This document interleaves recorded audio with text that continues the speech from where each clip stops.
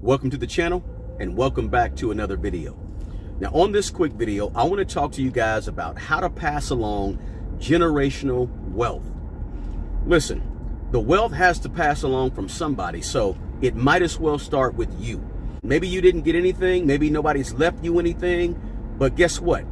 You can leave something for the generation that comes after you, or the 2 or 3 generations that come down the road past you.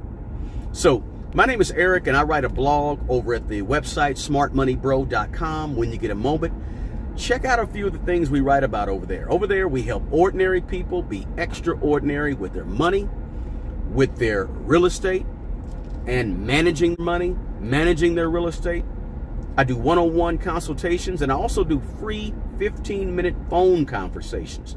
You can contact me at the information below and get in touch with me. I'd love to have a conversation with you because everybody's situation with money is a little bit different because personal finance is personal, right? So get in contact with me. I would love to help.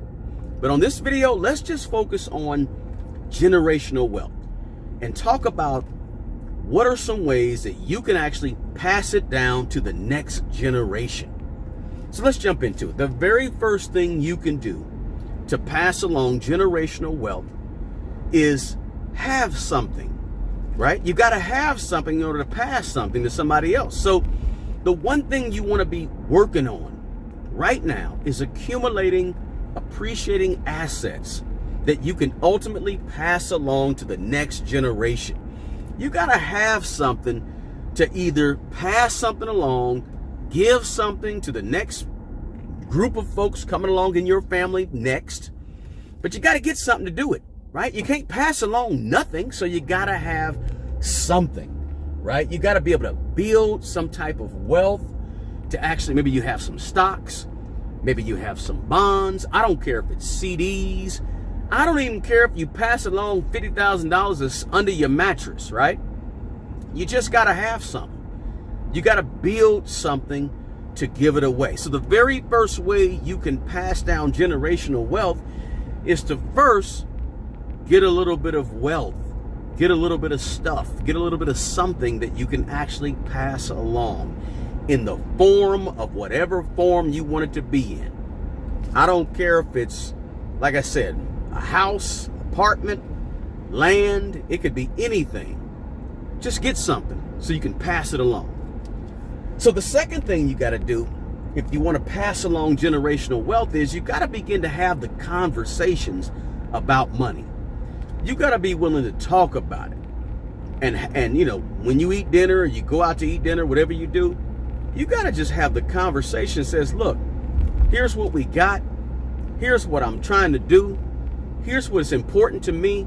Because I talk to so many people that never had that conversation with their grandparents, or they never had that conversation with an aunt who had XYZ or whatever. You got to begin to have the conversations and talk about money. It's okay to open up your checkbook or open up your budget to your kids or the people in your family that you want to have something or where you want to pass something to. Let them know what you got. Have a meeting once a year, twice a year, and talk to the people that you want to pass something on to and say, listen, this is what I got. Here's what my wishes are. But you got to begin to have those conversations and don't be scared. Now, I may be coming from a different standpoint, right? I was a teacher for a long time, and then I worked for the federal government. So the last 25, 30 years, I've had jobs where my salary was public knowledge. So I don't care that somebody knows what I make. It doesn't matter that you know what I make and my actual salary, because you don't know exactly what I keep and what I invest, right? So it doesn't matter if you make a $30,000 a year or if you make $300,000 a year. That doesn't really matter, because what really matters is what you keep and what you invest. So that's more important than what my income is. So my thing is this, man, have the conversations and be talking about it so that money is not a mystery and money is not a taboo subject that nobody talks about, nobody knows. No, I'm not saying brag about it to everybody, but I'm just saying make it known what you want to have done, and also make it known that money is something that you'd like to pass on, or this asset is something that I think is important to pass on. Those conversations, when you talk to people that have money and are wealthy or have a semblance of wealth, those conversations are normal. And then when you talk to people who have no wealth, those conversations about money are never had. They're never talked about, or they're rarely talked about. I'm saying make it a part of your conversation on a regular basis. Money. So the third thing you can do to actually pass along generational wealth is focus your wealth on real estate. Land and real estate. Land and real estate. Now, I repeated that a bunch of times, right? Because land and real estate are wonderful ways to pass along generational wealth. I don't care if it's grandma's house that is a tiny little 2-bedroom in a ran down part of the city. You just never know 10, 15, 20 years later. You don't know what's going to happen in that area. Keep the house in the family as much as you can. And what that means is you have to start doing repairs to the house, maybe while grandma and granddad is still living in the house, so that when it does come time and the house falls into the hands of somebody else, you don't lose the house. Something doesn't happen where you can't keep up with the taxes on the property, right? Because we lose a lot of property because of taxes, or not being able to keep up with the repairs or do some of the maintenance on the property. I'm saying this. Do your absolute very best to keep up with the property, preventive maintenance, and don't sell the property. Real estate is a wonderful wealth builder. You know, let me give you a personal example. In my family, my great-great-grandfather in the 1930s bought some acreage down in Mississippi, right? He bought some acres. Those acres, I think like 60 acres, those acres are still in the family today. Now, I don't own them. Somebody else in my family owns those acres, and some of my family lives on those acres. But if I needed a place to stay today, if everything went bad for me, I became homeless, had no place to stay, lost everything I had, guess what? I would contact my family down there, and somebody down there on that piece of land would probably help me out. Why? Because 80 some odd years ago, my great-great-grandfather bought a piece of land, bought some land. So what I'm telling you is that land or real estate can stay in your family and stay forever, or as long as you need it to. And it's equity. It's wealth, and it's generational wealth. And I see so many families that lose a house because, you know, the family is squabbling over it or whatever. And that takes me to the number 4. The fourth thing you can do to build and pass along generational wealth is to create an estate plan. And when I say an estate plan, I'm not going to go into the details, right? But I'm talking about under the estate plan is your power of attorney, your healthcare power of attorney, your will, and there's some other things too. But create an estate plan so that if you do pass away or something happens to you, you become incapacitated. It doesn't go through probate, and the state is directing what's going to happen with your money or your real estate. You create an estate plan so that you, in your living, can tell what's going to happen to the possessions and things that you have, your land and real estate, when you pass on. So an estate plan is essential. It's very important, and it doesn't have to cost $10,000, $15,000 to create an estate plan. Some estate plans you can do for $300 or $400.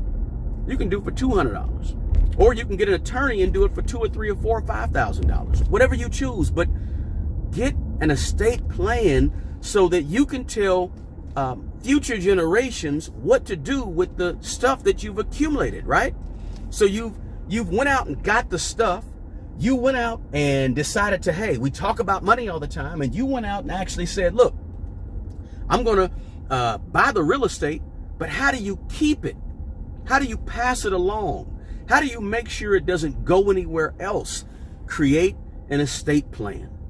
Very important way to pass along generational wealth, and it don't have to cost an arm and a leg to actually create one. Now, the fifth way that you can pass along generational wealth is simply by having life insurance. Life insurance. Get yourself some life insurance. If you watching, wait, let me just say this. If you're watching this video right now and you don't have life insurance, you don't have enough insurance for your burial and to take care of the loved ones that depend on you for their livelihood, stop what you're doing, turn this video off right now, and go online, go Google life insurance brokers. Find you a broker to find you a good life insurance plan. You need it right now. If you don't have insurance, stop watching the video now and go get it. Listen, you can get a good term life insurance policy for about what it costs you to go to Starbucks 4 times a month. If you go to Starbucks, I don't know what Starbucks, $5, $6, $7 for a latte or whatever.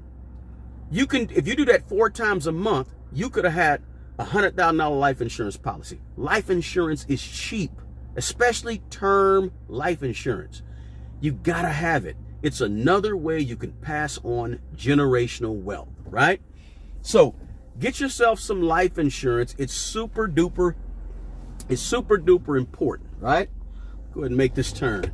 So I got hyped up about life insurance. My apologies, guys. So you've got to get yourself some life insurance, right? So easy to get, simple to do. If you don't have it, get it right now. Now, what I just gave you guys is 5 ways to pass along generational wealth. Now that you've seen this video, no excuses. Now that you know some of the information that I just talked about, no excuses. Go out and get it done. Listen, the best person to take care of the old you is the young you. The best person to take care of your great-great-grands that come along in 20, 30, 40 years, 60 years from now is the young you. Take care of yourself and take care of other people. Until the next video, peace.